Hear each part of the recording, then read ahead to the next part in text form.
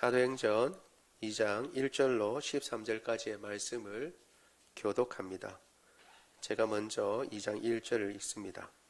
오순절 날이 이미 이름에 그들이 다 같이 한 곳에 모였더니 후련히 하늘로부터 급하고 강한 바람 같은 소리가 있어 그들이 앉은 온 집에 가득하며 마치 불의 혀처럼 갈라지는 것들이 그들에게 보여 각 사람 위에 하나씩 임하여 있더니 그들이 다 성령의 충만함을 받고 성령이 말하게 하심을 따라 다른 언어들로 말하기를 시작하니라. 그때에 경건한 유대인들이 천하 각국으로부터 와서 예루살렘에 머물러 있더니 이 소리가 나매 큰 무리가 모여 각각 자기의 방언으로 제자들이 말하는 것을 듣고 소동하여 다 놀라 신기하게 여겨 이르되 보라 이 말하는 사람들이 다 갈릴리 사람이 아니냐. 우리가 우리 각 사람이 난 곳 방언으로 듣게 되는 것이 어찌 됨이냐. 우리는 바데인과 메데인과 엘람인과 또 메소포타미아 유대와 갑바도기아 본도와 아시아 부르기아와 밤빌리아 애굽과 및 구네레에 가까운 리비아 여러 지방에 사는 사람들과 로마로부터 온 나그네 곧 유대인과 유대교에 들어온 사람들과 그레데인과 아라비아인들이라 우리가 다 우리의 각 언어로 하나님의 큰 일을 말함을 듣는도다 하고 다 놀라며 당황하여 서로 이르되 이 어찌 된 일이냐 하며 같이 있습니다. 또 어떤 이들은 조롱하여 이르되 그들이 새술에 취하였다 하더라. 아멘. 우리가 사도행전을 보면서 이 역사적인 일이고 또 처음 일어난 일들이 많이 있기 때문에 그것을 우리가 유념해서 봐야 한다라는 말씀을 드렸습니다. 처음이라고 하는 말과 연관지어 보면 창세기도 마찬가지입니다. 창조가 시작되었을 때 어떻게 시작되었는지 아무도 모릅니다. 말씀을 하시니까 이루어지긴 했는데 어떤 방식으로 이루어졌는지는 우리가 알 길이 없습니다.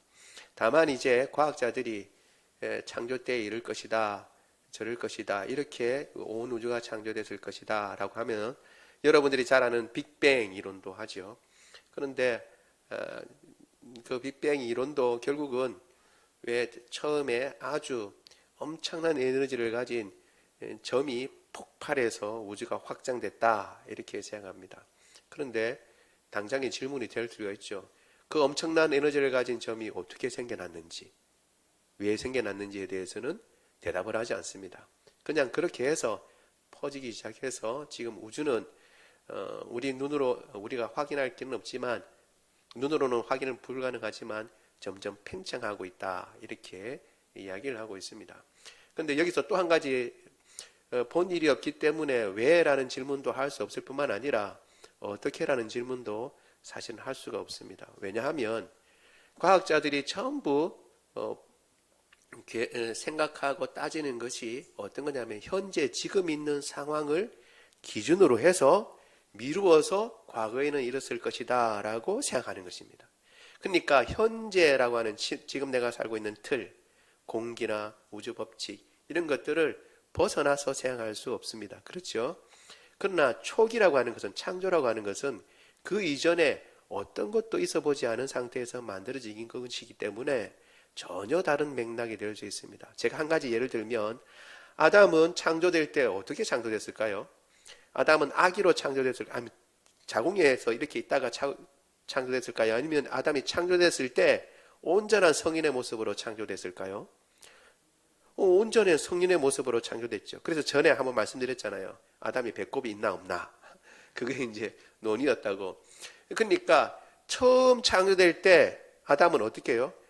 엄마의 자궁에서부터 시작해서 자라는 것이 생략된 겁니다. 그렇죠? 그러면 창조 4일째에 뭐가 있냐면 하나님께서 해와 달과 별들을 창조하셨다 그랬어요.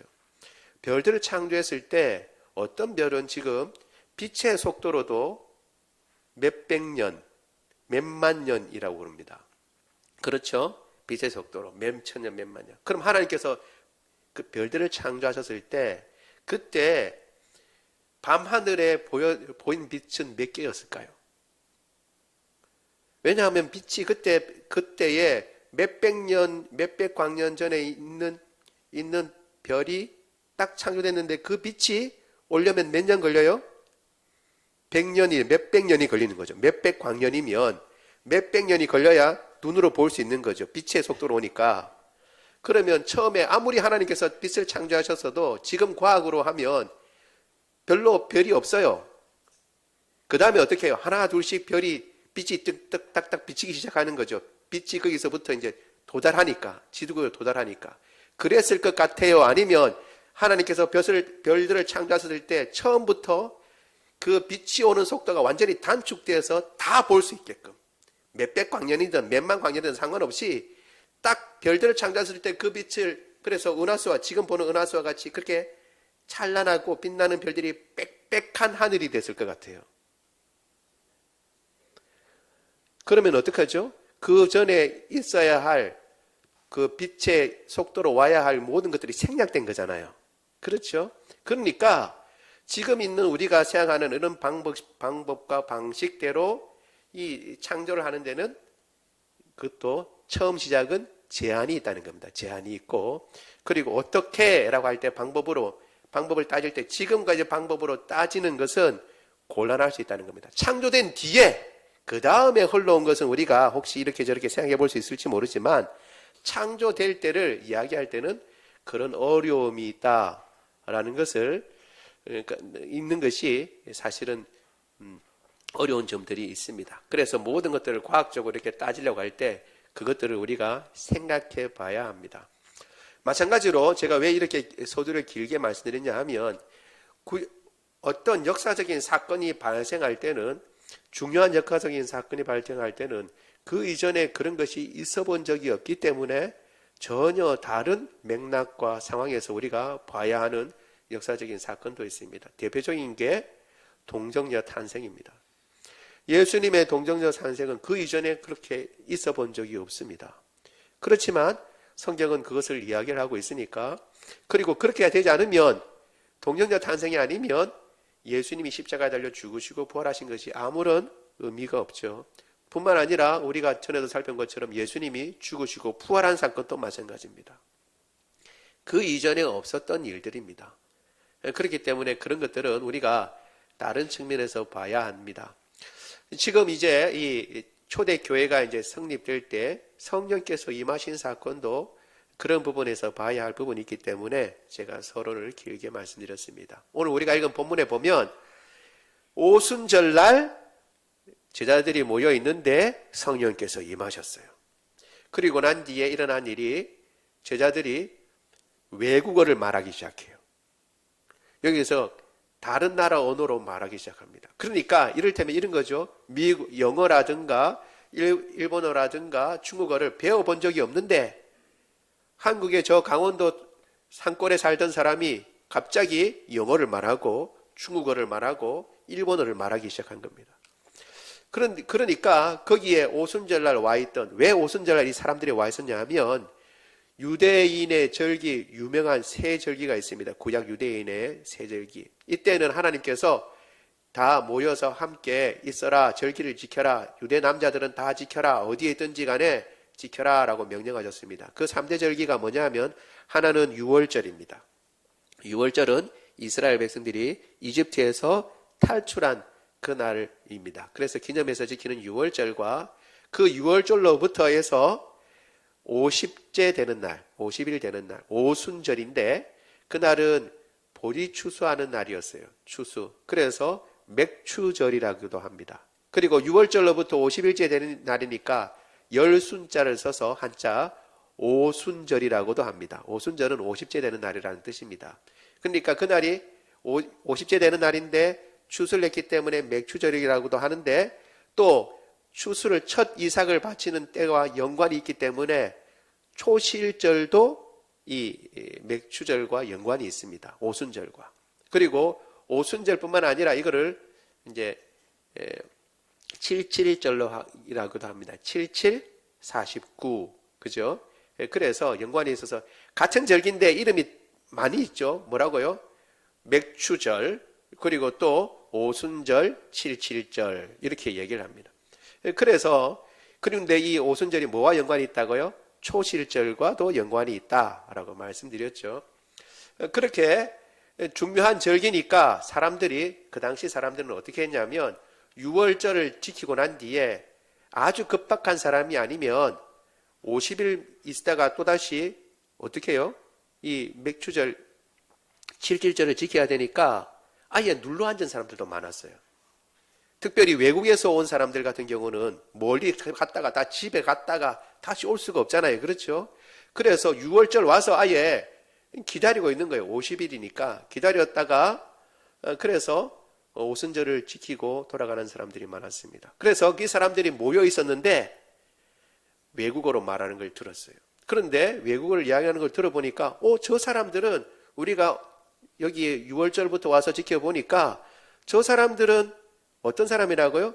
갈릴리 사람들인데, 갈릴리 사람들이면 저 총구석에 있는 사람들인데 어떻게 우리나라 말을 알지? 우리가 자고 온, 우리는 유대인이긴 하지만 저 메소포타미아에서도 오고 이집트에서도 오고 그리고 밤빌리아에서도 오고 다른 지역에서 왔는데 그들, 우리가 지금 흩어져 있던 그곳의 언어로 이야기를 하는 거예요. 이를테면 이런 거죠. 한국에 절기가 이제 설날이 됐는데 사람들이, 저 강원도에 있는 사람들이 설날 때 무슨 말을 하는데 다 한국 출신이 저 이제 무슨 일 때문에 일본에도 가 있고 그래서 거기서 자라기도 하고 교포들, 그리고 또 미국의 교포들이 다 모여가지고 중요한 일이 있어서 서울에 있는데 서울에서 갑자기 강원도 이제 출신의 사람들이 이야기를 하는데 미국 말도 하고 그리고 일본어도 하고 중국어도 하고 그렇게 외국어를 말하는 것을 보는 겁니다. 저 사람들 출신이 어딘지 아는데, 강원도 출신이라는 걸 아는데 어떻게 저 사람들이 일본어를 알지? 그리고 중국어를 알지? 이런 사건이 벌어지게 된 겁니다. 지금 그렇게 해서 사람들이 깜짝 놀랐어요. 저 사람들은 갈릴리 사람들 아니냐라고 놀랐는데, 그런데 그 이야기를 하는 얘기를 들어보니까 외국어를 말했다는 것도 놀라운데 그 외국어로 하는 말의 내용을 들어보니까 그 내용이 더 중요하죠. 내용이 하나님의 큰 일에 대해서 이야기를 했다라고 자기가 듣는다는 거예요. 그러니까 놀라지도 하지만 한편으로 다른 사람들은, 일부 사람들은 아이고 저 사람들이 낮에 술 먹고 술 취해서 횡설수설한다 라고 그렇게 악담하는 사람들이 있고 뒤죽박죽인 상황을 지금 이야기해주고 있는 것입니다. 상황은 이런 상황입니다. 이런 가운데서 우리가 오늘 본문을 가지고 몇 가지 살펴보려고 합니다. 첫 번째 우리가 보도록 하겠습니다. 첫 번째 같이 한번 읽어볼게요. 시작. 오순절에 성령께서 교회에 임하셨다. 오순절에 성령께서 교회에 임하셨다. 저는 처음에 예수님 믿고 제가 중2 때부터 교회 다녔다고 그랬잖아요. 그 다음에 계속 오순절 하길래 오순절은 성령께서 오신 날을 그냥 오순절로 하는가 보다, 구약의 배경을 모르니까 그렇게 생각했습니다. 다시 혹시 그런 분이 있을 수 있으니까 말씀드립니다. 오순절이라고 하는 것은 원래 구약부터 지켜오던 이스라엘의 절기 중에, 중요한 절기 중에 한 절기였어요. 그 절기를 지키려고 사람들이 모였는데 그때 제자들에게 성령이 임하셔서 지금 이런 일들이 일어나게 된 것입니다. 그들이 한 곳에 모여 있었습니다. 그런데 갑자기 하늘에서부터 호련히 급하고 강한 바람 같은 소리가 났습니다. 여기에 보면 호련히 급하고 강한 바람 같은 소리, 그래서 이미지를 지금 누가가 보여주고 있는데 바람, 그리고 또 뭐라고요? 불, 그리고 소리, 이런 것들을 이야기합니다. 왜 이런 것들이 보여졌고 또 이것을 기록했을까라는 것을 생각해 볼 필요가 있습니다. 성령께서 임하시는데 하늘로부터 임했다라고 얘기했습니다. 그 말은 뭐예요? 갑자기 하늘로부터 임했다는 것은 제자들이 뭔가 소리를 냈다든가, 사람들이 무슨 소리를 냈다든가, 제자들이 뭔가 개입할 일이 없고, 일어난 일들은 전부 다 어디서부터 내리는 일들이라는 거예요? 하늘로부터 일어난 일이라는 것을, 출처가 하늘이라는 것을 이야기합니다.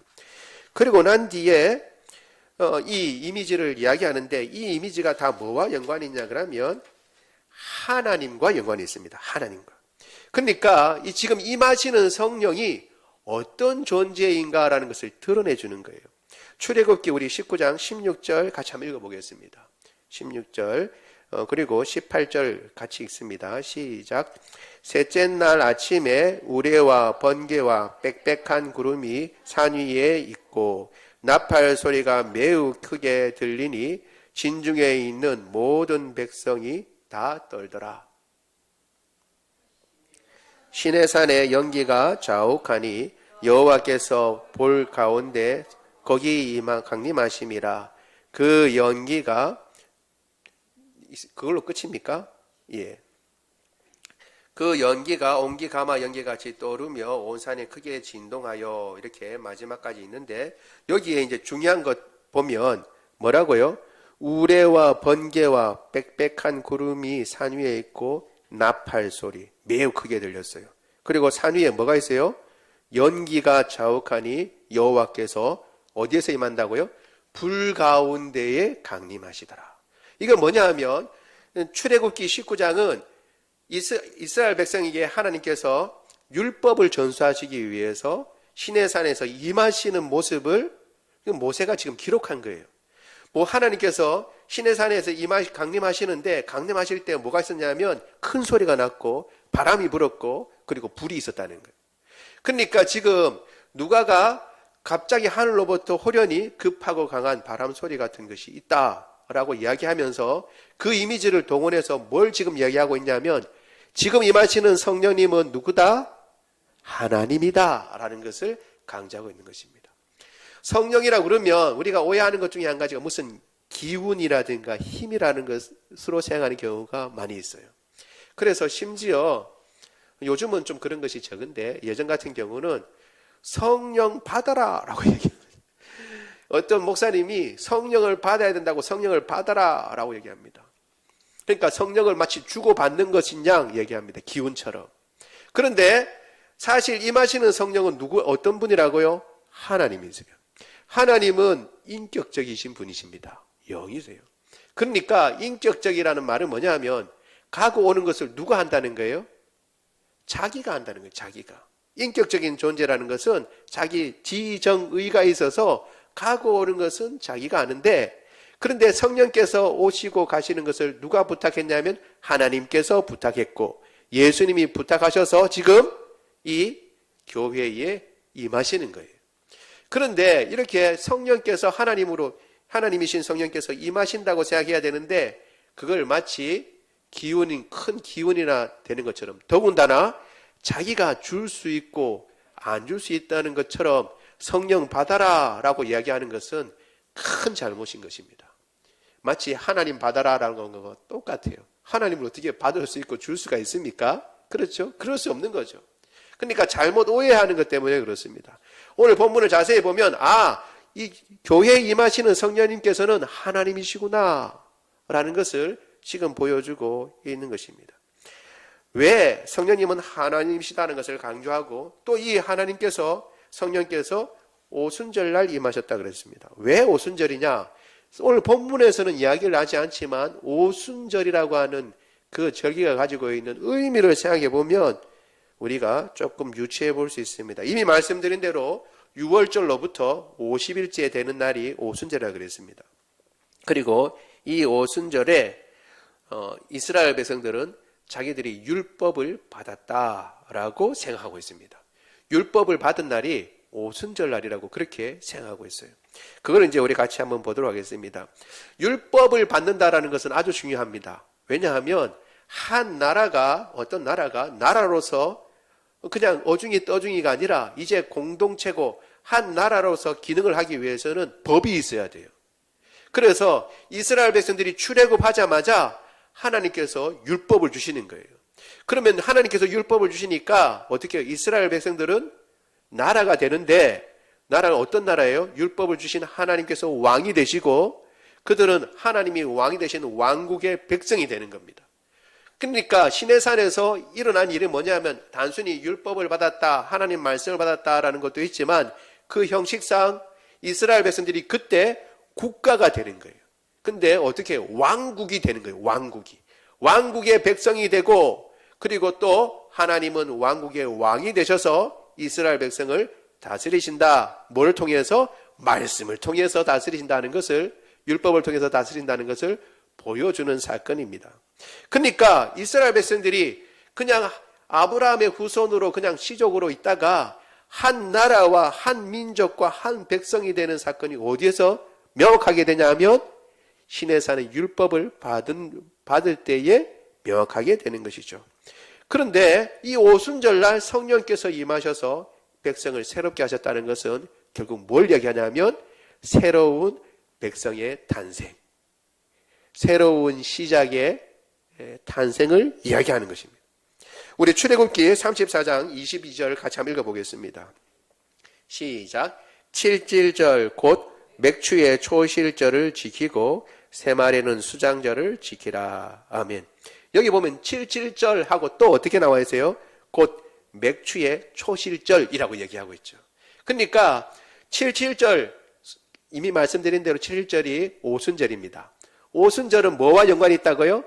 초실절과 연관이 있다고요. 그러니까 지금 이렇게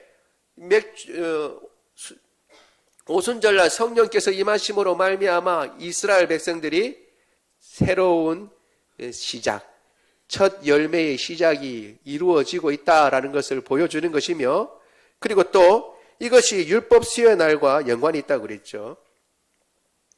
우리 에스겔 연거푸 계속 보고 들어가겠습니다. 36장 26절 27절 같이 한번 읽어보겠습니다. 시작. 또 내 새 영을 너희 속에 두고 새 마음을 너희에게 주되 너희 육신에서 굳은 마음을 제하고 부드러운 마음을 줄 것이며 또 내 신을 너희 속에 두어 너희로 내 율례를 행하게 하리니 너희가 내 규례를 지켜 행하리라. 아멘. 하나님께서 에스겔이라고 하는 선지자를 통해서 성령께서 임하실 걸 미리 말씀하시는데, 그때 어떻게 해요? 너희 이 마음이 새로워질 것이다. 내가 새 영을 주면 너희가 완전히 새로워지고 굳은 마음이 부드러워질 것이고, 그 마음으로 말미암아 어떻게 해요? 너희가 내 율례를 지켜 행하게 될 것이다 라고 얘기합니다. 그러니까 하나님 백성으로 온전해질 것이다. 새로운 백성으로 새 마음을 품고 내 백성이 될 것이다 라고 미리 말씀하셨는데, 그게 바로 이루어지는 것입니다. 이스라엘 백성들은 왜 자기들이 오순절이 율법 수요의 날로 생각했냐면 이런 이유 때문에 그렇습니다. 우리 출애굽기 19장 1절과 11절을 같이 한번 읽어보겠습니다. 시작. 이스라엘 자손이 애굽 땅을 떠난 지 3개월이 되던 날 그들이 시내 광야에 이르니라. 아멘. 여기만 딱 먼저 볼게요. 보면 이게 19장 1절인데 애굽 땅을 떠난 지 3개월이 되던 날이라고 되어 있죠. 그렇죠? 출애굽한 지 3개월이라고 그랬으니까 3개월이면 한 달은 30일이라고 치면 90일인데 라고 생각할 수 있는데, 이 3개월이라고 하는 말을, 떠난 지 3개월이라는 말은 해석을 달리할 수도 있습니다. 원래 그 원문을 보면 떠난 지 세 번째 되는 달에 이렇게 되어 있습니다. 세 번째 되는 달. 그러니까 세 번째 되는 달이라고 하면 어떻게 해석이 가능하냐면, 떠나고 난 뒤에 석 달이 지났다는 것도 해석 가능하지만 떠난 그 해에 어떻게 해요? 세 번째 달에. 그러면 이스라엘 백성들이 떠난 그 해에 6월절이 언제였어요? 6월절 혹시 언제인지 여러분 아세요? 아비월 14일인데 1월 14일이에요. 1월 14일. 그러니까 1월 14일이고 3월달 들어가죠. 3월 첫 해 들어갔어요. 그러면 몇 달이 된 거예요? 한 달 반이 되는 거죠. 한 달 반. 그렇죠? 맞나요? 여러분 갑자기 설교 듣고 또 계산도 하려고 그러니까 지금 벙쪄가지고 여기 있는데, 그렇죠? 14일이니까 어떻게 해요? 무슨 한 달이면 보름이잖아요. 보름이면 2월달 가는데 2월달 또 한 달. 우리는 지금 28일이지만 28일이 된 것은 로마 황제 때문에 원래 2월달에 있는 걸 떼내고 그것도 태양력으로 해서 28일이지 한 달 보통 30일로 지거든요. 그러면 2월달도 30일이면 30일, 보름하고 30일이니까 45일이잖아요. 그 다음에 4월달에 가니까. 그렇죠? 그러니까 45일이 되는 데다가 여기 또 뭐라고 나와 있어요? 그 다음 이제 그걸 생각하고 가보죠. 그 그 다음에 11절 같이 한번 읽어보겠습니다. 11절 시작. 준비하게 하여 셋째 날을 기다리게 하라. 이는 셋째 날에 나 여호와가 온 백성의 목전에서 시내산에 강림할 것임이니. 그리고 어떻게 3월에 셋째 날까지 가요. 그러면 거의 뭔 날 가까워요? 50일 날 가깝죠. 그래서 이스라엘 백성들은 이것을 석 달이 지났다는 것이 아니라 그 해에 출발한 그 해의 셋째 달로 보고, 그리고 또 그렇기 때문에 어떻게 해요? 한 45일 지나고 그 다음에 3일 정도를 더 있어서 기다리고 있는데 하나님께서 강림하셔서 율법을 전수해 준 것으로 봅니다. 그래서 이 모세가 율법을 수여받았을 때가 출애굽 6월절 출애굽부터 결국은 50일 되니까 77절, 50일, 오순절, 결국은 뒤에 하나님께서 지키라 하고 말씀하신 그 절기에 해당하는 오순절이 되는 것이죠. 그래서 율법 수여를 오순절날 율법을 받았다라고 생각하는 것입니다. 그러니까 다시 이제 이렇게 생각하는 이유를 제가 말씀드렸는데, 이런 걸 염두에 두고 누가가 이제 썼다. 그리고 하나님께서 성령께서 이날 강림하셨다라는 것을 생각해 보면 새로운 백성의 탄생이고 새로운 시작이고 그리고 새로운 하나님의 백성이 탄생했다라는 것을 이야기를 해주고 있는 것입니다. 오순절날 그래서 성령께서 임하셔서 이런 의미를 우리에게 부여해 주셨다는 것을 우리가 알 수가 있습니다. 하나님께서 성령 하나님께서 강림하셔서 우리가 예수 그리스도를 믿는 사람들이 새로운 하나님의 백성 된 것과 새로운 하나님의 백성의 시작을 선포하시는 것입니다. 다시 말씀드리지만 시작이라는 것, 선포라는 것을 여러분 기억하시면 좋겠습니다. 그 뒤에 우리도 예수님을 믿어 하나님이 백성이 되고 이 놀라운 사건으로 말미암아 이게 얼마나 중요한 일인지 그것을 오순절날 명확하게 보여주셔서 성령께서 임하시는 것을 모든 사람들이 다 알 수 있도록 그렇게 나타내 보여주심으로 우리가 하나님의 백성이 된 것 얼마나 큰 특권이고 얼마나 놀라운 일인지 가르쳐 주시는 것입니다. 우리가 하나님의 백성이 된 것을 기뻐하고 즐거워하는 저와 여러분 되기를 원합니다. 두 번째, 이 성령 강림의 의미도 또 한번 살펴보겠습니다. 이미 새로운 백성, 새로운 시작, 새로운 역사라는 것을 말씀드렸는데 그 외에도 또 의미가 있습니다. 어떤 의미가 있냐면 이미 예수님께서 말씀하신 또 다른 보혜사를 주시겠다라고 하는 그 보내시겠다는 약속이 성취되었습니다. 그리고 임마누엘이라고 하는 말씀도 성취됐죠. 임마누엘은 하나님이 우리와 함께 계신다라는 것이고 성령께서 우리와 함께 계셔서 떠나지 아니하신다라는 것을 보여준 사건입니다. 이게 중요합니다. 성령 오순절날 성령 강림이 왜 중요하냐면 성령님이 이제 임하셔서 떠나지 않는다라는 것을 보여주신 사건입니다. 그러면 이전에는 성령님이 떠나시기도 했나요? 예, 떠나기도 했습니다. 우리 그 예를 잘 볼 수 있는 게 사울입니다. 구약의 이스라엘 첫째 왕 사울인데 우리 사무엘상 16장 14절 같이 한번 읽어보겠습니다. 같이 읽어볼까요? 시작. 여호와의 영이 사울에게서 떠나고 여호와께서 부르시는 악령이 그를 번뇌하게 한지라. 아멘. 하나님의 영이 사울이 왕이 될 때 같이 하셨어요. 그런데 여기 보니까 여호와의 영이 사울이 계속 불순종하는 가운데 어떻게 했다고요?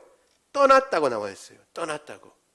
여기 16장 14절에 여호와의 영이 사울에게서 떠나고 악령이 그를 번뇌하게 했다라고 얘기를 하고 있습니다. 그러니까 구약은 이 사건을 놓고 볼 때 어떻게 해요? 어떤 직임이나 어떤 하나님께서 맡기신 사명을 감당하기 위해서 하나님께서 성령을 그에게 주시기도 하고 하나님의 신이 임하여서 그 일을 감당하게 해요. 그런데 잘못하면 성령께서 어떻게 해요? 떠나시기도 한다는 거예요. 그래서 시편 51편 11절에 보면 이 다윗이 자기가 범죄한 가운데 하나님 앞에 회개하는 기도 가운데 이런 이야기를 합니다. 우리 시편 51편 11절 같이 읽어보겠습니다. 시작. 나를 주 앞에서 쫓아내지 마시며 주의 성령을 내게서 거두지 마소서. 아멘. 왜 다윗이 주의 성령을 내게서 거두지 마소서라고 했을까요? 주의 성령이 거두어지는 것을 본 적이 있거든요. 누가 주의 성령이 거두어졌어요? 자기가 본 사울이. 다윗은 둘째 임금으로 사울의 그 악신이 그를 괴롭힐 때 가서 음악을 연주하면서 그 악신을 하나님께서 음악 연주할 때 악신이 나가게 하시는 그런 경험도 했던 사람입니다. 사울을 보니까 사울 왕, 자기보다 앞서는 사울 왕을 보니까 하나님의 영이 임하셔서 놀라운 일도 하고 이스라엘 백성들 구원에는 놀라운 일도 했는데 보니까 하나님 앞에 불순종하니까 하나님의 성령이 떠나시는 것을 보고 그때의 비참한 모습을 자기 눈으로 보니까 내가 지금 하나님 앞에 범죄했는데 이 성령을 거둬가시면 나도 그와 같이 비참한 삶을 살 텐데 그런 일이 없도록 주님 제가 잘못했습니다. 그러니 그런 일이 없도록 해 주십시오 라고 지금 기도하고 있는 겁니다. 이 일들을 통해서 결국 구약은 어떻게 해요? 성령께서 임하시기도 하고 어떤 이유에 불순종하면 떠나시기도 하고 이랬지만 지금 이 오순절 사건이 주는 강력한 이 역사가 보여주는 일은 뭐냐면 성령께서 임하시고 그 뒤부터는 떠나지 아니하신다라는 것입니다. 이게 구약과 신약의 놀라운 차이입니다. 놀라운 차이. 성령께서 임하시고 더 이상 떠나지 아니하신다. 임마누엘을 완성하시는 것입니다. 그리고 이것이 다 준비가 됐다라는 것을 이야기하는 거죠. 준비가 됐다. 사실 여러분 생각해 보면 전에도 말씀드린 것처럼 이스라엘 백성 예수님의 제자들은 어떻게 해요? 예수님과 함께 있으면서 예수님의 말씀을 듣고 구원받고 그리고 예수님의 제자가 되어서 주님의 뜻을 행했습니다. 그런데 이제 예수님께서 이제 죽으시고 부활하셔서 승천하세요. 그러면 이제 예수님이 옆에 있어요, 없어요? 없어요. 그래서 성령께서 오셔서 그들과 함께 계시는 것입니다. 여러분, 그러면 우리는요, 전에도 말씀드린 것처럼, 우리 중에 예수님과 함께 동행하며 예수님께서 우리에게 말씀해 준 사람이 있어요, 없어요? 없어요. 그때의 제자들과 우리와의 경험의 차이는 뭐냐면, 그때의 제자들은 예수님이 함께 계셨던 때가 있었는데, 우리는 예수님이 함께 계신 적이 없다라는 거예요. 그것이 차이입니다. 그래서 어떻게 해요? 그 차이 때문에 이런 일들이 벌어지고 있는 것입니다. 어떤 일이냐면 예수님이 떠나시고 난 뒤에 성령께서 임하신 일. 이제는 우리는 어떻게 해요? 예수님이 이미 떠나셨고 우리는 하늘 보좌 우편에 계시니까 우리는 예수님 믿을 때 이미 성령께서 우리와 함께 계시는 것입니다. 그리고 이것은 준비가 완료됐다라는 거죠. 이미 말씀드린 대로 예수님께서는 성령이 오면 이렇게 해라 라고 명령하신 게 있습니다. 우리 사도행전 1장 8절이죠. 같이 읽겠습니다. 시작. 오직 성령이 너희에게 임하시면 너희가 권능을 받고 예루살렘과 온 유대와 사마리아와 땅끝까지 이르러 내 증인이 되리라 하시니라. 아멘. 성령께서 이제 임하셨어요. 성령이 임하시면 이렇게 해라 그랬는데 이제 임하셨으니까 이제 준비가 완료된 겁니다. 이제 뭐 하는 일만 남았어요? 예루살렘과 온 유대와 사마리아와 땅끝까지 이르러서 증인이 되는 일만 남은 거예요. 왜? 이렇게 되면 해라 그랬는데 그 일이 지금 이루어진 거죠. 그래서 사실상 신약 교회 공동체의 공식적인 출발을 다 이 오순절 성령 강림으로 봅니다. 오순절 성령이 강림하셔서 뭐가 생겼다고 하냐면 교회가 생긴 거예요. 공식적인 출발은 성령이 임하신 것으로 됩니다. 그래서 우리가 고백할 때에 사도신경을 고백할 때에 거룩한 공예와 라고 할 때 거룩한 공교회, 왜 공교회가 거룩하냐면 성령께서 교회에 임재해 계시기 때문에 한 측면으로 거룩한 것입니다. 우리 마태복음 18장 20절 같이 한번 읽어보겠습니다. 시작. 두세 사람이 내 이름으로 모인 곳에는 나도 함께 있겠다. 주님께서 그렇게 말씀하셨죠. 나와 함께 있으리라 주님께서 말씀하셨습니다. 그러니까 어떻게 해요? 지금 이제 두세 사람이 모인 곳에 예수님이 어떻게 함께 계세요? 성령께서 우리와 함께 하심으로 성령을 통하여 우리와 함께 하실 수 있는 것입니다. 이제 한 가지만 우리가 해결하면 됩니다. 뭐냐 하면 많은 사람들이 오해하는 것 중에 한 가지가 이런 것입니다. 아까 말한 것처럼 초기의 사건을 잘 모르면 어떤 일들이 일어나게 되냐 그러면 왜 구원받고 난 뒤에 성령께서 임하시는가, 이 순서가 지금 나타난 것은 제자들은 이미 제자였잖아요. 그렇죠? 예수님 믿고 난 뒤에 지금 성령이 임하신 거잖아요.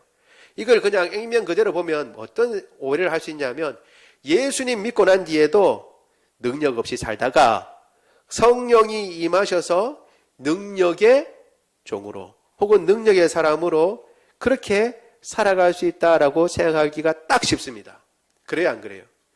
예수님 믿고 이미 제자들은 제자들이었어요. 예수님 믿고 제자들이었어요. 그런데 어떻게 해요? 성령이 임하셔서 오순절날 성령이 임하고 난 뒤에 그 다음에 어떻게 해요? 그 이전과는 완전히 달라진 놀라운 증인으로의 삶을 삽니다. 그래서 어떤 사람들이 이렇게 얘기합니다. 예수님 믿고 구원받는 것도 중요하지만 이제 뭘 해야 되냐면 예수님 믿고 구원받으면 성령을 받아야 된다. 성령을 받아야 능력이 있는 종으로 살 수 있다. 이렇게 얘기하는 것입니다. 여기에 우리 사도행전의 맥락을 보면, 순서를 보면 그 말이 맞는 것처럼 보이잖아요. 그렇죠? 그런데 이 말은 사실은 역사라고 하는 것을 잘 모르기 때문에 일어나는 겁니다. 제가 말씀드렸잖아요. 맨 처음 일어나는 일은 어떻게 해요? 처음이기 때문에 독특한 상황이 있다는 거예요. 아까 말씀드린 것처럼 제자들과 우리가 독특한 상황은 뭐냐면 예수님과 함께 있었다 없었다? 그거 차이에 있습니다. 성령님은 또 다른 보혜사예요. 또 다른 보혜사. 예수님이 그랬거든요. 그러면 원래 보혜사는 뭐예요? 또 다른이라면 원래 보혜사가 있다는 거잖아요. 그럼 원래 보혜사가 누구예요? 예수님이에요. 예수님. 그러니까 사실은 성령께서 오셔서 할 일들을 사실은 예수님이 하시고 계셨고 혹은 예수님이 하시는 일을 성령께서 하시는 거예요. 그럼 제자들은 어떻게 구원받았어요? 예수님 통해서 구원받았어요. 예수님 말씀을 듣고 믿음으로. 그렇죠? 왜? 예수님께서 계셨으니까. 우리는 그러면 예수님 안 계시잖아요. 우린 누가 있어요? 성령님. 이 차이가 있는 거예요. 예수님이 이제 올라가시니까 성령께서 그들에게 임하셔서 이제 예수님 믿는 사람들 이렇게 성령께서 함께 하신다는 것을 보여준 사건입니다. 보여준 사건.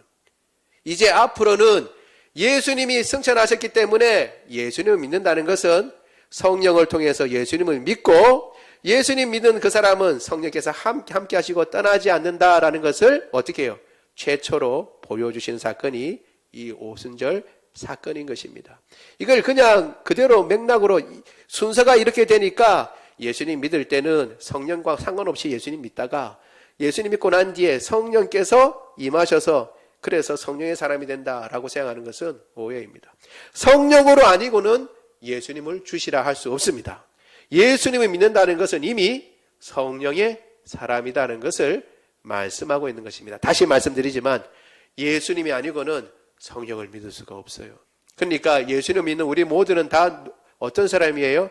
성령의 사람입니다. 그래서 예수님 믿으면 증인이 될 수 있습니다. 예수님 믿으면 증인이 될 수 있습니다. 내 예수님 믿는데 좀 뭔가 부족하니까 잘 준비되고 또 뭔가 교육도 받고 또 뭔가 잘 배워가지고 그때서야 증인이 돼야지. 아니에요. 예수님 믿으면 성령이 임하시고 성령이 임하신 그 사람은 이미 성령의 사람이라 언제든지 예수님을 증언할 수 있습니다. 어떻게 증언하냐? 자기가 믿은 예수님을 증언하면 돼요.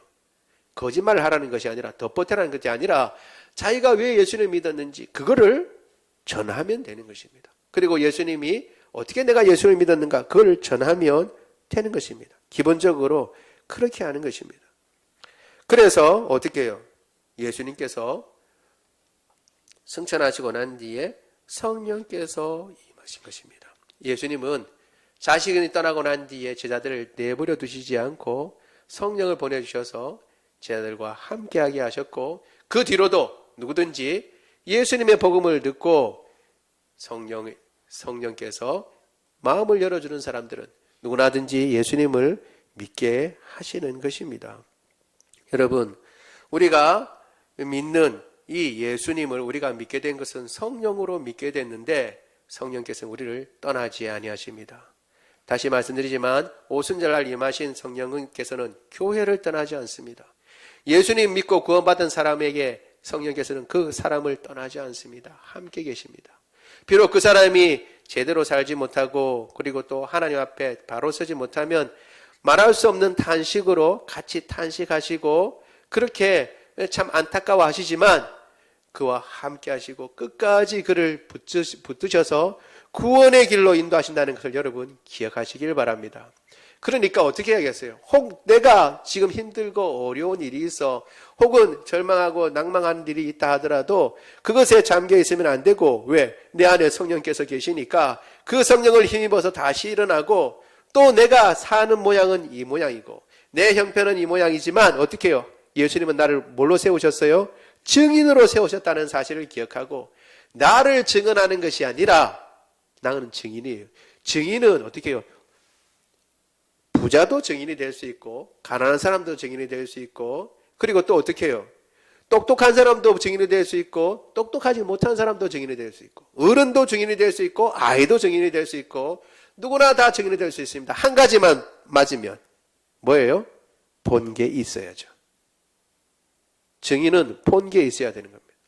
내가 보았다. 내가 예수님 만났다. 내가 예수님 만났고 예수님이 나를 구원해 주셨다. 그 경험은 있어야 되는 것입니다. 나이가 많든 적든 부자든 가난하든 똑똑하든 똑똑하지 못하든 그게 중요한 게 아니라 증인은 본 게 있어야 본 것을 말하는 사람이 되는 겁니다. 그것을 증언할 사람이 되면 되는 것입니다. 성령께서 그와 함께 하시고 도우셔서 예수님을 믿게 됐다라는 사실을 증언하면 증인이 되는 것입니다. 우리가 이와 같은 증인으로 부름을 받았다는 사실을 기억하고 내가 믿은 지 얼마 되든 혹은 내가 지금 처지가 부자든 가난하든 그런 것에 얽매이지 말고 우리는 누구의 증인이에요? 내 자신의 형편을 증언하는 것이 아니라 예수님을 증언한다는 사실을 기억하고 예수님의 증인으로서는 저와 여러분 되기를 원합니다. 세 번째 우리가 볼 게 또 있습니다. 뭐냐 하면 이 방언으로 이제 외국어로 이야기한 것에 대한 것인데요. 사도행전 2장 11절 같이 한번 읽어보겠습니다. 시작. 그레데인과 세 번째 하나님의 큰일. 세 번째는 하나님의 큰일입니다. 세 번째는 하나님의 큰일. 이게 중요한 거죠. 사도행전 2장 11절 같이 읽어보겠습니다. 시작. 그레데인과 아라비아인들이라 우리가 다 우리의 각 언어로 하나님의 큰일을 말함을 듣는도다 하고 놀랍게도 외국어로 이야기했는데 한 가지 얘기를 했어요. 여러 언어로 이야기하면 다른 얘기를 할 수 있을 것 같은데 한 가지 이야기를 여러 언어로 이야기를 했다는 것은 참 중요합니다. 왜냐하면 이 언어가 나뉘어져 있다는 것이 중요하기 때문에 그렇습니다. 언어가 나눠져 있다는 것. 우리가 그건 뒤로 보고요. 일단은 이때 방언이라고 하는 것과 우리가 지금 은사로 주신 방언이라는 것을 같이 살펴봐야 합니다. 예수님을 믿고 난 뒤에 하나님께서 은혜를 주셔서 기도하는 가운데 하나님께서 방언을 주시기도 합니다. 성령께서. 이 방언은 뭐냐면 여러분들이 방언을 들어보신 적이 있는지 모르겠지만 전혀 다른 소리로 하나님 앞에 기도할 때 방언이 터지는 것, 기도하는 것을 이야기하는 것입니다. 방언입니다. 그걸 방언이라 그러는데 더러 우리 교회도 방언을 받으신 분이 있습니다. 그런데 성숙되셔서 기도할 때 방언으로 기도하지 않고 그냥 기도하십니다. 개인적으로는 어떻게 하실지 모르겠지만 교회 공식적으로 할 때는 전부 다 그렇게 하시는데 방언을 받은 사람들이 있습니다. 그래서 그 소리 들으면 뭐 이상하기도 하고 뭐 어떻게 저런 소리가 나나 이렇게 되기도 합니다. 그런데 그 방언하고 지금 이 오순절날 이 말 방언하고 틀려요. 그 뒤에 방언하고 틀립니다. 그걸 알 수 있는 게 우리 고린도전서 14장 2절인데 같이 한번 읽어보겠습니다. 시작. 방언을 말하는 자는 사람에게 하지 아니하고 하나님께 하나니 이는 알아듣는 자가 없고 영어로 비밀을 말함이라. 아멘. 여기 보면 바울도 고린도 교회에 보낸 편지에 방언을 말하는 사람이 있다 그랬어요. 그런데 하나님께 한다라고 하고 이는 알아듣는 자가 없다라고 그랬어요. 여러분, 알아듣는 자가 없다는 것은 외국어라는 거예요? 외국어 아니라는 거예요? 이건 일반적인 언어가 아니라는 거예요. 일반적인 언어가. 그런데 우리가 지금 오순절날 일어난 이 방언은 어떻게 해요? 다 우리가 난 곳 방언으로 듣는다라고 우리가 다 알아듣는다 그랬잖아요. 그렇죠? 외국어인 방언이에요. 그러니까 이 방언이 틀려요. 근데 이걸 같이 예전에는 잘 모르고 같이 생각해서 어떻게 해요? 아, 성령께서 임하시면 뭐가 일어난다는 거예요? 방언을 이야기를 한다라고 해서 성령이 있고 없고를 결국 뭘로 따지냐면 방언을 하냐 안 하냐를 따진 적이 있었어요. 그래서 아주 공격적으로 당신 방언을 받았어요? 안 받았어요? 안 받았는데요. 성령이 없네. 그러면 구원도 없네. 방언을 안 받으면 구원도 없는 것처럼 생각했어요. 방언이 없으면 성령 안 받은 거니까. 성령이 안 받으면 성령께서 예수님 믿게 하시는데 성령 안 받으면 구원 있어요? 없어요? 없는 게 되는 거죠. 그래서 그렇게 막 했던 적이 있습니다. 이것은 오해를 한 건데 뭘 오해한 거냐면 이때 오순절날의 방언은 외국어예요. 외국어. 완전히 외국어. 그런데 지금 우리가 은사로서 교회 뒤에 주어진 방언은 지금 말 그대로 은사로서의 방언입니다. 이 방언은 다시 말씀드리지만 방언조차도 사람이 주는 게 아니고 성령께서 누구든지 주시고자 하는 사람을 주는 거예요. 그래서 노력한다고 얻는 것도 아니고 성령께서 주셔야 하는데 왜 주시냐? 성령의 나타남을 보이시기 위해서 교회의 유익을 위해서 주는 겁니다. 여러분 모든 은사가 마찬가지예요. 그 은사를 통해서 내가 돋보이는 게 아니라 뭘 건강하게? 교회 공동체를 건강하게 하기 위해서 방언을 주신 거예요. 그러면 교회 공동체를 건강하게 하기 위해서 방언을 써야겠죠. 그럼 어떻게 주로 쓰느냐? 제가 알 수 있는, 지금 여러분께 말씀드리고 있을 수 있는 가장 중요한 것은 기도입니다. 기도. 방언으로 왜 기도하냐 그러면 방언으로 기도하면 보통 우리가 짧거나 이렇게 있는데 다른 사람이 기도할 때 다른 사람의 비밀한 것을 들을 수 있잖아요. 자기에게만 말한 기도 제목을 들을 수가 있으니까 방언으로 기도하면 그걸 못 알아들으니까 모르죠.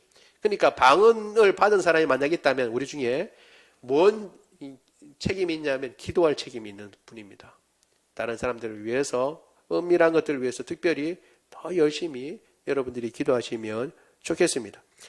그리고 난 뒤에 여러분 그렇게 여러분 이해하시면 좋겠습니다. 그리고 이 외국어인 방언에 대해서 우리가 살펴보려는 했는데 이것을 통해서 어떻게 해요? 성령께서 새롭게 시작한다는 것이 두드러지게 나타나게 되는 거죠. 두드러지게 나타나는데 이걸 한번 보도록 하겠습니다. 창세기 11장 4절과 9절의 핵심적인 부분만 제가 줬는데요. 같이 한번 읽어볼게요. 창세기 11장 4절과 9절입니다. 같이 읽어보겠습니다. 시작. 우리의 이름을 내자. 온 땅의 언어를 혼잡하게 하셨습니다. 여호와께서 거기서 그들을 온 주변에 흩으셨더라. 아멘. 바벨탑을 만들고 난 뒤에 우리가 흩어짐을 면하자 하고 난 뒤에 바벨탑을 만들었어요. 탑을 만들어서 하늘 끝까지 올라가서 우리의 이름을 내자라고 얘기를 했어요. 그런데 이 모습을 하나님께서 보시고 난 뒤에 그들이 가지고 있는 생각이 악함을 아시고 그들을 흩으셨어요.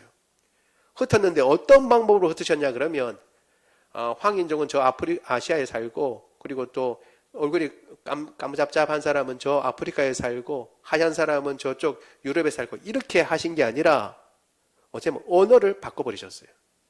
그래서 같은 언어를 쓰는 사람들끼리 다른 언어를 쓰는 사람하고 의사소통이 안 돼서 함께 있지 못하게 만들어버리셨어요. 그래서 결국 나눠버리신 거예요. 하나님께서 나누시는 방법이 뭐냐 하면 언어가 달라진 거예요. 언어가 달라졌어요. 왜? 그들이 범죄하고 하나님 앞에 교만하게 굴었기 때문에. 그런데 지금 어떤 일이 벌어졌냐면 성령께서 임하셔서 다 외국어를 말해요. 다 다른 말을 해요. 나누어진 언어로 이야기하는데 뭘 얘기한다고요? 한 가지 일을 얘기해요. 한 가지. 전에는 어떻게 해요? 한 가지 일을 한다고 흩어버렸는데 이제 그 언어로 하나님의 큰 일에 대해서 이야기하기 시작해요. 이걸 회복입니다. 회복. 하나님께서 언어를 통해서 나누었던 것을 어떻게 해요? 한 뜻으로 하나의 사건으로 다시 묶고 그것을 회복시키겠다라고 하는 놀라운 뜻을 가지고 있는 것입니다. 여러 다른 말로 이야기를 하는데 한 가지 사건, 하나님의 큰일, 구원 사건에 대해서 이야기를 하고 있는 것입니다. 언어의 회복입니다. 전에는 하나님께 반역하여 언어가 갈라졌으나 이젠 그 회복을 성령께서 임하셔서 회복을 하게 하시겠다라는 것을 보여준 놀라운 사건이 이 오순절날 사건입니다. 그리고 한 성령을 받아 각각 다른 방언으로 이야기하지만 한 가지 일, 하나님의 큰 일에 대해서 이야기를 하고 있습니다. 그래서 이 큰 일이 뭐냐? 하나님이 하시는 일에 작은 일이 있을 수 있는가? 없지요. 그런데도 왜 하나님의 큰 일을 하고 얘기했냐? 우리가 알다시피 이 당시 이스라엘 제자들이 한 이 말의 내용은 구원사역입니다. 구원사역. 하나님의 일의 모든 것도 다 큰일이지만 하나님의 놀라운 구원사역은 그 중에서도 큰일이라고 지금 이야기를 하고 있는 것입니다. 복음은 하나님의 큰일입니다. 구원받은 것을 절대로 가볍게 생각하지 마세요. 그리고 이 오순절날 성령께서 임하셔서 하신 일이 뭐냐 하면 너희가 권능을 받고 예루살렘과 온 유대와 사마리아와 땅끝까지 이르러 내 증인이 되리라 라고 말씀하셨는데 성령이 임하자 다른 나라 말로 복음을 전하기 시작한 것입니다. 성령이 임하자 복음이 전파되기 시작했어요. 그래서 성령이 임하신 것의 가장 큰 특징이 뭐냐? 방언을 이야기하는 게 아니에요. 성령의 사람의 가장 큰 특징이 그럼 뭐겠어요? 오늘 이 사건을 보여주잖아요. 뭐예요? 복음을 전하는 사람이에요.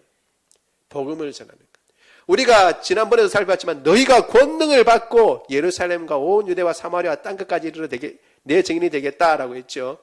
권능을 받은 그 권능, 어떤 권능이냐? 증인이 되는 권능이고, 그리고 또 하나님의 큰 일, 뭐요? 구원에 관한 일이고, 그리고 성령의 사람인 것을 확증하는 일은 복음을 전하는 것으로, 힘있게 복음을 전하는 것으로 성령의 사람, 성령이 임하신 것을 증언하는 것입니다.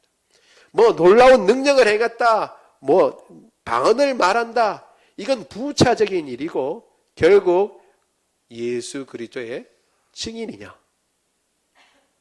예수 그리스도의 증인이냐, 복음의 증인이냐, 복음을 증거하느냐, 이것이 성령의 사람이냐 아니냐를 판가름하는 가장 기본된 잣대인 것입니다. 오순절날 성령이 임하셔서 제자들은 각기 다른 외국어로 복음을 전했습니다. 힘써 복음을 전하고, 그리고 또 주님의 백성 되고 성령의 사람인 것을 나타내는 저와 여러분 되기를 원합니다. 우리 말씀을 생각하며 같이 기도하겠습니다. 기도할 때에요,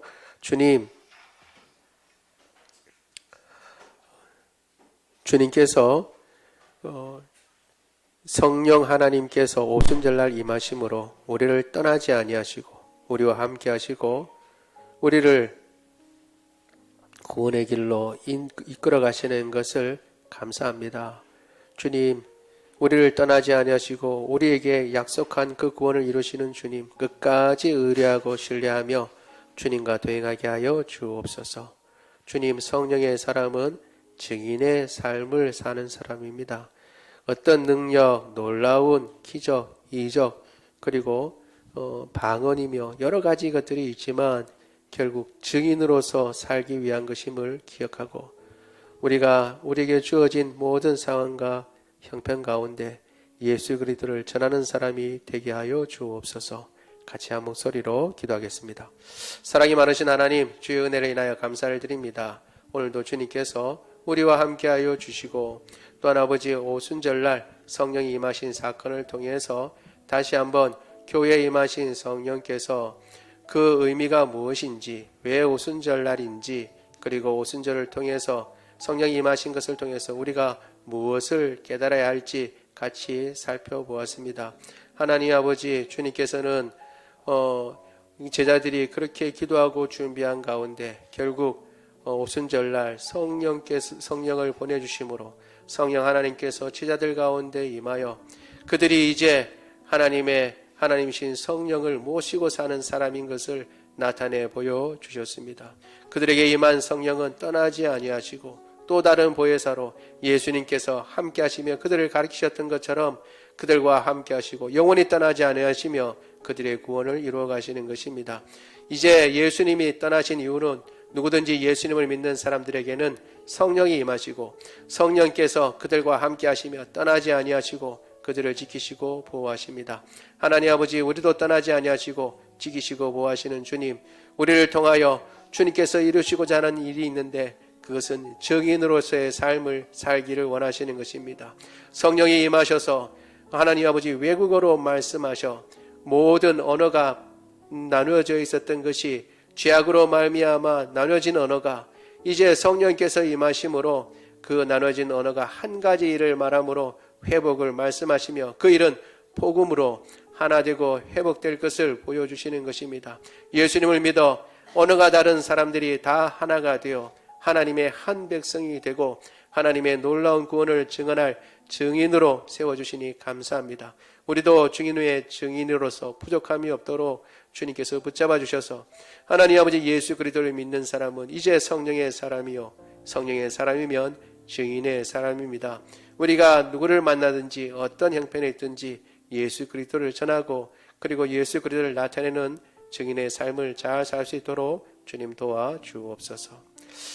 사랑이 많으신 하나님, 주의 은혜를 인하여 감사합니다. 오늘도 주님께서 우리와 함께 하시고 말씀으로 우리를 가르쳐 주시니 감사합니다. 우리 가운데 연약한 자가 있습니까? 주님 고쳐주시고 새롭게 해 주시옵소서. 우리 가운데 하나님 아버지 암세포를 가진 자가 있습니까? 도말하여 주옵소서. 관절염이 있습니까? 도말하여 주옵소서. 건강하게 하여 주옵소서. 코로나 바이러스도 주님께서 다 멸하여 주옵소서. 우리의 불면증을 고쳐주시고 하나님 아버지 우리의 두통을 고쳐주시며 또한 우리의 머리를 맑게 하옵시고 모든 호르몬들이 제 기능을 발휘하게 하옵시며 장기들마다 모든 염증들 다 고쳐주시고 강건케 하여 주옵소서. 뼈마디를 다 붙잡으시고 하나님 아버지 참으로 우리의 모든 뼈들이 제자리를 찾게 하여 주시고 힘줄을 붙잡으시고 모든 세포들마다 세임 주시옵소서. 류마티스 관절염 그리고 또 하나님 아버지 우리의 디스크도 주님께서 고쳐주시기를 원하옵나이다. 그리하여 건강하고 강건하여 주님께서 우리에게 맡기신 사명 잘 감당할 수 있도록 주님 도와주옵소서. 우리 주 예수 그리스도의 이름으로 기도드리옵나이다. 아멘. 우리 다 같이 일어나셔서 찬양합니다.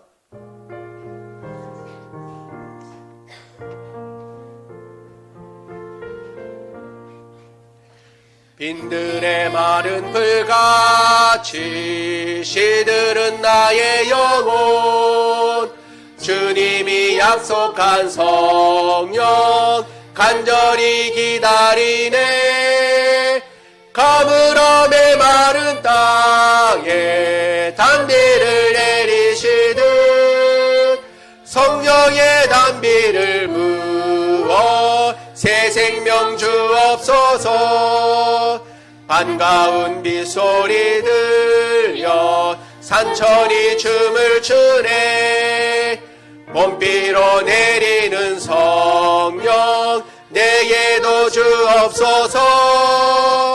가물음의 마른 땅에 단비를 내리시듯 성령의 단비를 부어 새 생명 주옵소서.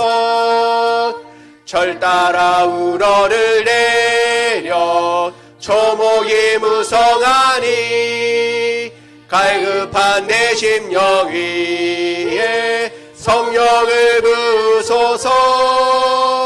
가물음의 마른 땅에 단비를 내리시듯 성령의 단비를 부어 새 생명 주옵소서. 참되신 사랑의 언약 어길 수 있사오랴. 오늘의 흡족한 은혜 주실 줄 믿습니다. 가물음의 마른 땅에 단비를 내리시듯 성령의 단비를 부어 새 생명 주옵소서. 아멘.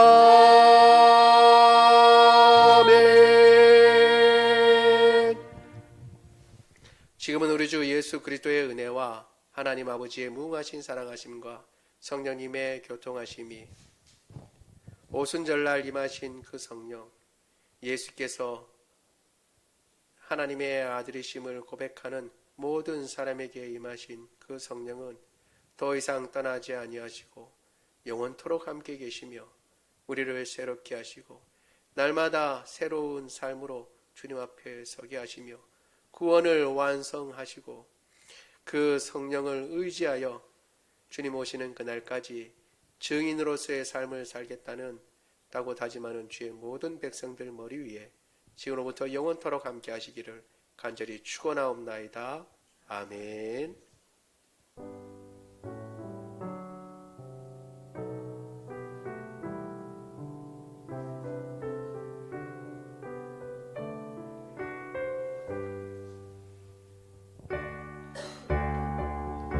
살아계신 주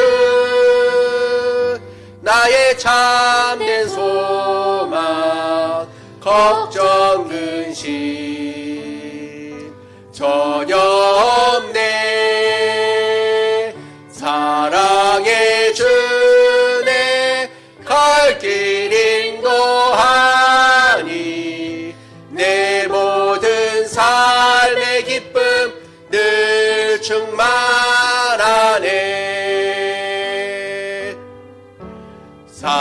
살아계신 주 나의 참된 소망 걱정 근심 전혀 없네. 사랑의 주내 갈 길 인도하니 내 모든 삶의 기쁨 늘 충만하네.